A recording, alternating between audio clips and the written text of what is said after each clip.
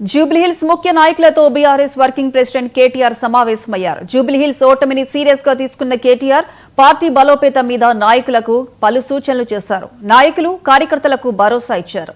వచ్చే ఎన్నికల్లో జూబ్లీహిల్స్ లో మళ్లీ బీఆర్ఎస్ జెండా ఎగరవేసేలా దిశానిర్దేశం చేశారు. ఓడిన చోటే గెలిచి చూపిద్దామని, జీహెచ్ఎంసీ ఎన్నికలకు ఇప్పటి నుంచే సిద్ధం కావాలని సూచించారు. ఇక దీనికి సంబంధించి పూర్తి అప్డేట్స్ న్యూస్ డెస్క్ నుంచి మా స్పెషల్ కరెస్పాండెంట్ తేజ లైవ్ లో అందిస్తారు. తేజ,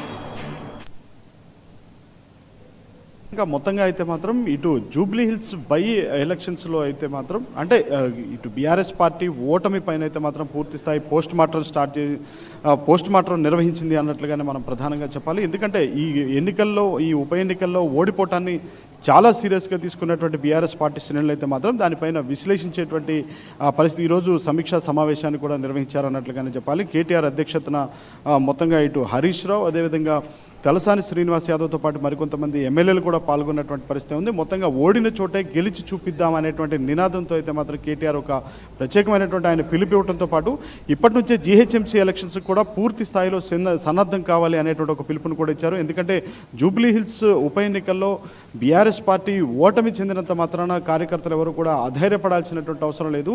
పూర్తి స్థాయిలో పార్టీ తలుపులు ఎప్పటికీ తెరిచే ఉంటాయి. బీఆర్ఎస్ భవన్ తలుపులు ఎప్పుడు తెరిచే ఉంటాయి. కార్యకర్తలు ఎవరు అధైర్యపడవద్దు. మీరు ఖచ్చితంగా ఏ ఇబ్బంది ఉన్నా కానీ తప్పనిసరిగా మీరు రావచ్చు. ఎందుకంటే ఎక్కడైతే మనం కోల్పోయామో అక్కడే మనం సాధించుకొని తీరాలి. ఎందుకంటే ఈ జరిగినటువంటి ఈ ఎన్నికల్లో అయితే మాత్రం కాంగ్రెస్ పార్టీ పూర్తి స్థాయిలో ఇటు మద్యంతో పాటు డబ్బులతో పాటు పోలీసులను అడ్డం పెట్టుకొని రిగ్గింగ్ చేసి ఈ విధంగానే గెలిచింది. ఇది నైతికంగా ఇది గెలుపు కాదు, నైతికంగా బీఆర్ఎస్ పార్టీదే విజయం. కాబట్టి ఎవరు కూడా అధైర్యపడవద్దు అనేటువంటి స్థాయిలో కూడా ఇటు కేటీఆర్ ఒక పిలిపివ్వడంతో పాటు ఇప్పటి నుంచే జీహెచ్ఎంసీ ఎన్నికలకు కూడా పూర్తి స్థాయిలో సన్నద్ధం కావాలి అనేటువంటి ఆయన కూడా ఒక పిలుపునిచ్చారు కార్యకర్తలకి. ఇంకా ప్రత్యేకించి ఇటు స్థానిక సంస్థల ఎన్నికలు, ప్రత్యేకించి డిసెంబర్లోనే సర్పంచ్ ఎన్నికలు కూడా రాబోతున్నాయి, అదేవిధంగా జడ్పీటీసీ ఎన్నికలు కూడా రాబోతున్నాయి. కాబట్టి వీటన్నిటి కూడా ఇప్పటి నుంచే పూర్తి స్థాయిలో సన్నద్ధం కావాలి. ఎవరు అధైర్యపడవద్దు.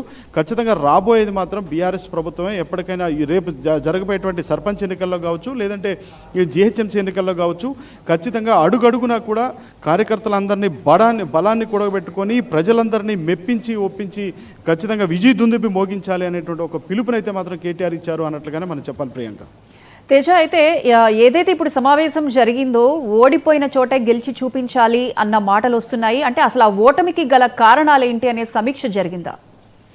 ఎస్ ప్రియాంక, ఎందుకంటే పూర్తి స్థాయిలో కూడా సమీక్ష నిర్వహించారన్నట్లుగానే చెప్పాలి. ఎందుకంటే అసలు ఓటమికి అంటే గతంలో అంటే 3 సార్లు హ్యాట్రిక్ ఎమ్మెల్యేగా కూడా అక్కడ గోపీనాథ్ బీఆర్ఎస్ పార్టీ నుంచి ఉన్నారు. ఎందుకంటే గతంలో ఆయన గోపీనాథ్కి పూర్తి స్థాయిలో అక్కడ బలమైనటువంటి క్యాడర్ ఉంది. అక్కడ ఉన్నటువంటి ఆయన మరణానంతరం ఆయన సతీమణి సునీతకు ఇచ్చినప్పటికీ కూడా తప్పనిసరిగా గెలుపు నల్లేరు మీదే నడక అనేటువంటిదే బీఆర్ఎస్ పార్టీ తొలుత నుంచి భావించింది. కానీ అయినప్పటికీ కూడా అంటే ఇక్కడ బీఆర్ఎస్ పార్టీ శ్రేణులను కొంత కాంగ్రెస్ పార్టీ నాయకులు విపరీతంగా భయపెట్టారు, అదేవిధంగా ఓటర్లను ప్రభావితం చేశారు, ఇంకా ప్రత్యేకించి రిగ్గింగ్ చేశారు అనేటువంటి వ్యాఖ్యలైతే మాత్రం ఇటు బీఆర్ఎస్ పార్టీ నేతలు చేస్తున్నారు. ఇంకా డబ్బులతో పాటు విపరీతంగా కూడా భయపెట్టి ప్రలోభాలు పెట్టి ఇటు కాంగ్రెస్ పార్టీ అయితే విజయం సాధించింది. ఇది నైతికంగా కాంగ్రెస్ పార్టీ విజయం కాదు, ఇది నైతికంగా బీఆర్ఎస్ పార్టీ విజయమే. ఎట్టి పరిస్థితుల్లో కార్యకర్తలు ఎవరు కూడా అధైర్యపడవద్దు. చెక్కు చెదరగున్నటువంటి కార్యకర్తలు ఉన్నారు.